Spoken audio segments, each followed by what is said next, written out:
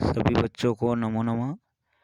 आज हम कक्षा छठी का प्रथम पाठ शब्द परिचय पढ़ेंगे।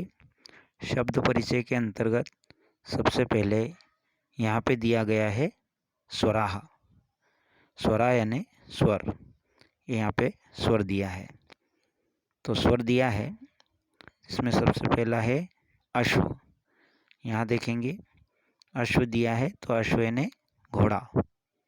और सेकंड दिया है आम्रम, तो आम्रम यानी क्या होगा? आम। अगला दिया है इष्टिका, इष्टिका यानी ईंट। उसके बाद दिया है ईशः, ईश यानी भगवान। अगला दिया है उष्ट्र, तो उष्ट्र यानी ऊंट। उसके बाद अगला दिया है ऊर्णः, तो ऊर्णा यानी क्या हो जाएगा? ऊन। उसके बाद अगला दिया है ऋषि, तो ऋषि यानी हो जाएगा ऋषि। उसके बाद देखेंगे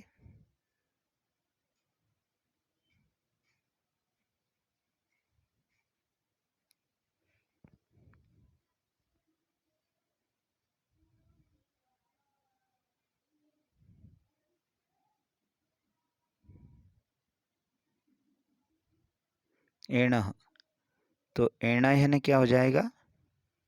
हिरण। उसके बाद देखेंगे अगला ऐन्द्रजालिकः, ऐन्द्रजालिक यानी होता है जादूगर। उसके बाद होगा आपका ओष्ठो, तो ओष्ठो यानी दो होठ। उसके बाद हो जाएगा औषधम, तो औषधम यानी क्या हो जाएगा? दवाई।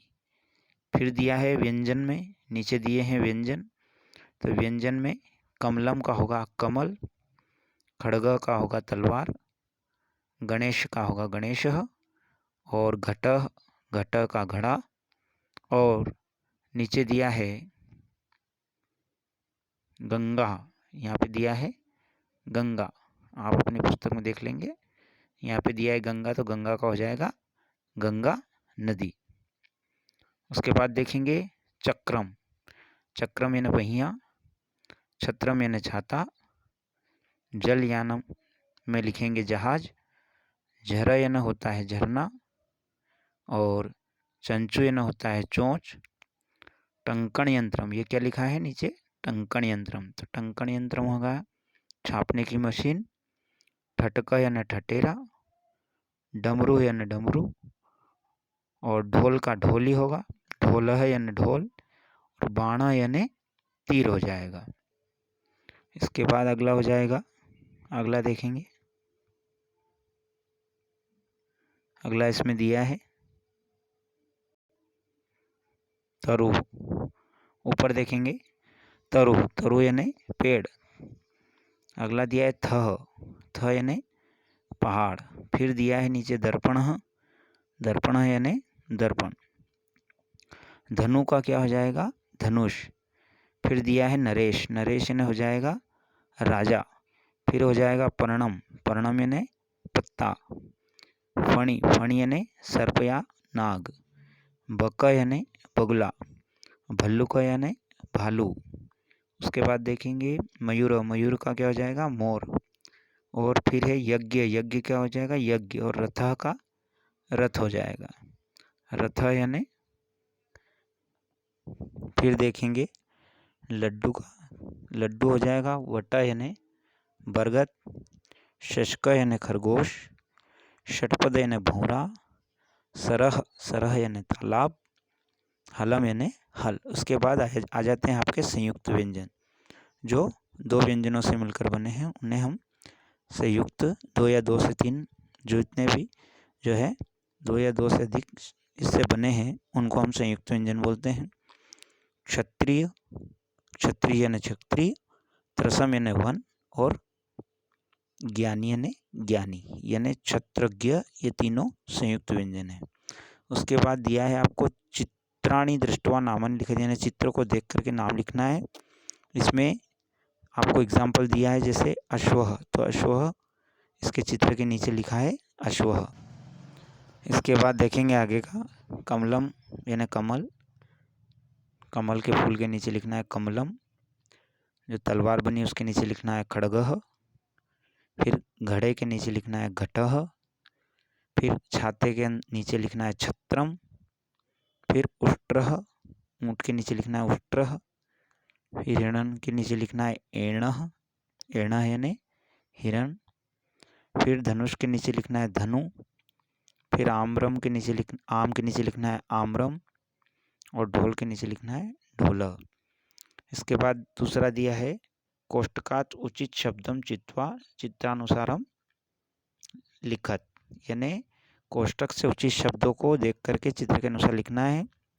इसमें पहला दिया है ईश, ईशान भगवान, और ये दिया हुआ है। उसके बाद ऋषि के नीचे लिखना है ऋषि, और गणेश के नीचे लिखना है आपको गणेश। उसके बाद अगला हम देख रहे हैं, अगला लिखना है ओष्ठो, दो होठ जो बने उसके नीचे लिखना है ओष्ठो, ओष्ठो है ना दो होठ। फिर झरा के नीचे लिखना है झरह, झरने के नीचे लिखना है झर, झर है ना झरना। मोर के नीचे लिखना है मयूरह, और बगुले के नीचे लिखना है बकह। उसके बाद सर्प के नीचे लिखना है फणी, और रथ के नीचे लिखना है रथः। इस तरह से हम इनको लिख सकते हैं।